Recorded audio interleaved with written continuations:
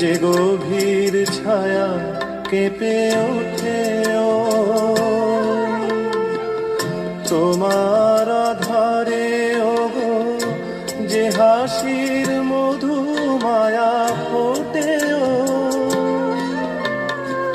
তারা এই অভিমান বোঝে না আমার, বলে তুমি তো আমায় ভালোবেসেছ, শুধু আমার গোপন ব্যথা কেঁদে কেঁদে কয় কেন আরো ভালোবেসে যেতে পারে না হৃদয়। আমি এত যে তোমায় ভালোবেসেছি,